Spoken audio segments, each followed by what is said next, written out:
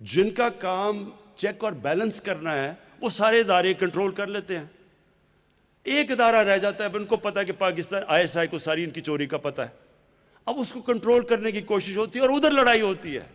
इसलिए तो नवाज शरीफ की हर आर्मी चीफ से लड़ाई हो जाती है, क्योंकि वो उसको पंजाब पुलिस बनाना चाहता है। और क्योंकि सुने, और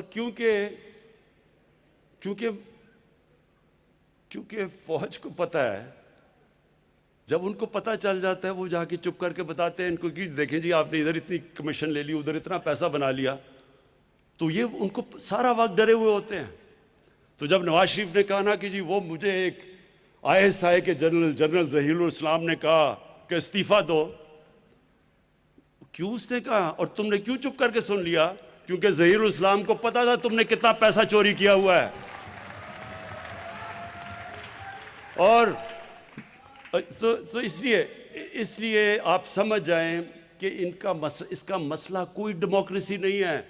डेमोक्रेसी तो मैं हूं, पाकिस्तान की सबसे ज्यादा वोट लेके आया हूं, पाकिस्तान की तारीख में 5 हलकों से जीता हूं। और ये जो कहते हैं कि इलेक्शन में धांधली हुई, जरा कोई इलेक्शन का रिकॉर्ड तो देख ले 2013 का और 2018 का, सिर्फ रिकॉर्ड उठा के देख लें। 2013 में 140 तकरीबन पिटिशंस थी जिन्होंने इलेक्शन को क्वेश्चन किया 2013 में नेशनल असेंबली में, और 2018 में 90 थी, और 90 में से आधी तहरीक इंसाफ की थी। तो अगर पिटिशंस भी आधी आई, 50% कम आई हैं, उनमें से आधे PTI थी। तहरीक इंसाफ कई जगह 50 वोट से हारी है, कई जगह 100 वोट से हारी है। तो अगर धांधली होती तो कम से कम हमें कोई कोलिशन की तो जरूरत ना पड़ती अब तक।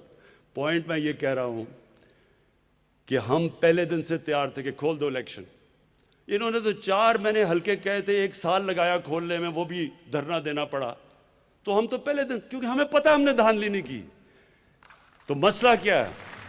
मसला इनका ये है कि इन्होंने पूरी तरह अदलिया को भी बुरा भला, फौज को बुरा भला, गवर्नमेंट को बुरा भला, सिर्फ 1 पॉइंट एजेंडा है कि किसी तरह हम इनकी, क्योंकि ये कोई ख़ास कौम निकली है, चोरी भी कर दें तो इनको कुछ नहीं कहना, किसी तरह इनको NRO मिल जाए। ये आज आपके सामने सबके मैं कह रहा हूँ, जिस दिन इनको NRO मिला, ये अपने जहन में डाल लें, ये पाकिस्तान की तबाही होगी। पाकिस्तान इसके बाद नीचे जाएगा, पाकिस्तान में कानून की बालादस्ती ख़त्म हो जाएगी। अगर इनको NRO देना है तो बेचारे गरीब लोग जो जेलों में घुसे हुए हैं, उनका क्या कसूर है? उनकी तो लाखों की चोरों में बेचारे वो जेलों में पड़े हुए हैं, और ये अरबों की चोरी वाले कह रहे हैं जी हमें माफ़ कर दो।